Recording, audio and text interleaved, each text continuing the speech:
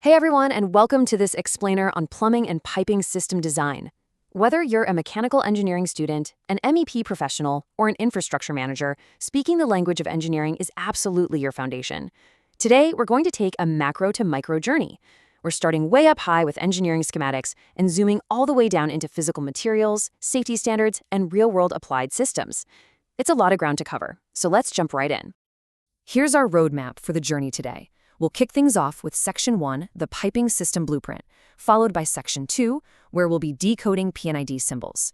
Then, in Section 3, we'll dive into selecting pipe materials, and Section 4 will cover pipe joining and rehabilitation. Finally, we'll wrap it all up with Section 5, Applied Plumbing and Heating. All right, Section 1, the Piping System Blueprint. Before a single physical pipe is ever laid in the ground, we really have to understand the difference between the map and the territory. In our world, the blueprints are the map for that physical plumbing territory. So let's talk about the Piping and Instrumentation Diagram, or PID. This document serves a very specific, totally critical purpose. You know how a process flow diagram, or PFD, gives you that nice, broad, bird's-eye view of a system? Well, a P&ID gets deep into the actual interconnectivity. It gives us the mechanical specifics that are absolutely necessary for regulatory compliance, lifecycle management, and control schemes like HAZOP, that's Hazard and Operability Studies. Simply put, this is your foundational document for process safety. Now, to make a P&ID truly functional based on process industry practice criteria, you have to be highly disciplined. It's a balancing act of what you include versus what you exclude. You absolutely must include mechanical equipment names, all valves, piping sizes, and precise flow directions. But to prevent dangerous visual clutter, we have to aggressively exclude things like primary instrument root valves, control relays, manual switches, and huge blocks of explanatory notes. Those granular details, they belong in separate equipment spec sheets. In engineering design, absolute clarity prevents absolute catastrophes. Moving right along to Section 2, decoding P&ID symbols. Now that we know the layout rules, we need to learn how to read the specific alphabet and grammar of these engineering schematics. What is genuinely fascinating about the system alphabet is just how universal it is. Because we adhere to the ISA S5.1 standard, literally any engineer, anywhere in the world, can look at a schematic and instantly recognize a system's control functions. It's like a shared global language. A simple circle represents a discrete instrument. A hexagon, that tells you it's a computer function. If you see a circle inside a square, that indicates shared control, and a triangle inside a square denotes a programmable logic controller, or PLC. This exact rigid consistency is exactly what allows us to safely communicate across incredibly complex industrial facilities. And inside those shapes, we use a strict lettering system that builds our actual engineering vocabulary. The very first letter always defines the measured variable. So F is for flow, T is for temperature, right?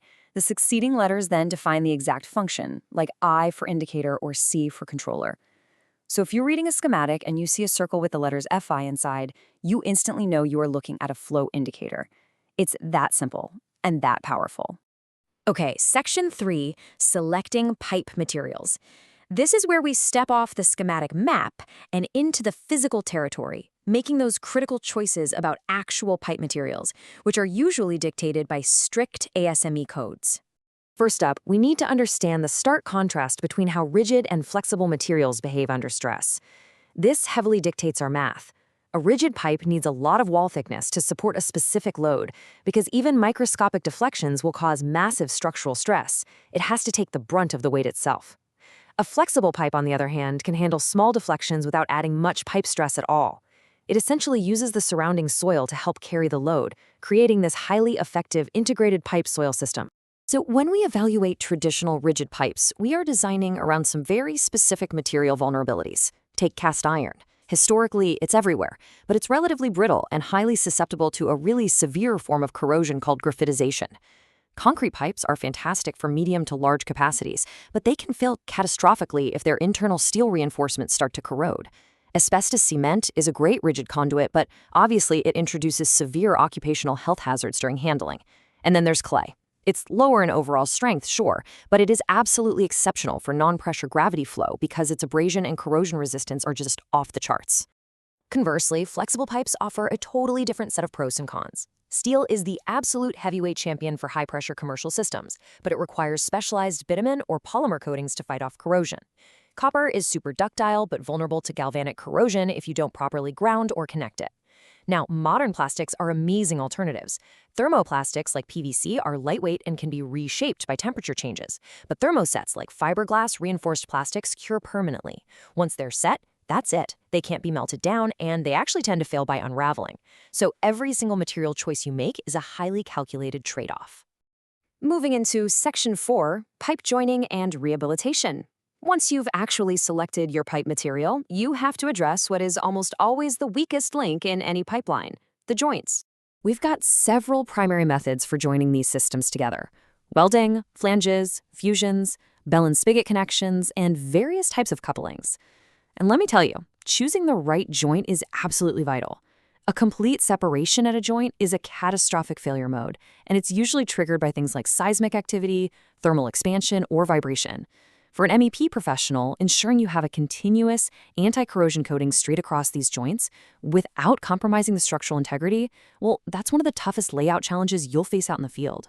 But hey, what happens when existing underground joints or pipes inevitably fail? If you're dealing with aging infrastructure in a busy urban area, open-cut trenching is a nightmare. It's disruptive and insanely expensive. Enter trenchless rehabilitation. It is a brilliant engineering solution. Instead of digging, a brand new liner made of synthetic fibers, polyurethane, or high-density polyethylene is inserted directly into the compromised pipeline. You restore the structural integrity and the hydraulic flow capacity, and you don't even have to tear up the city streets. Finally, Section 5, Applied Plumbing and Heating. We've talked a lot about massive design concepts and industrial pipelines, but let's zoom back in. How does all of this scale down to the end-use systems that we all interact with every single day? Get a load of this statistic. According to the Department of Energy, water heating accounts for a massive 18% of a typical home's energy use. 18%. And when you scale that up to commercial buildings, institutional facilities, or massive industrial campuses, it remains one of the absolute largest continuous energy expenses on the balance sheet. That makes applied plumbing and heating a prime, lucrative target for optimized engineering.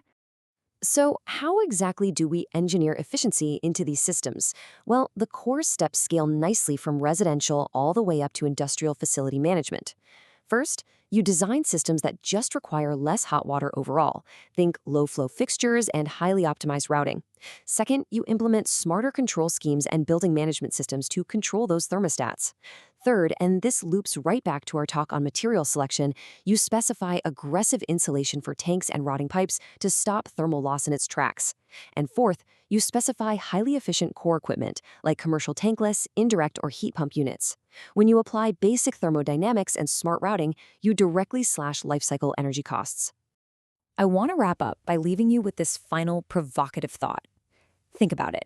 How will your choices in material selection and P&ID schematic design directly impact the lifecycle cost, efficiency, and safety of the systems you manage?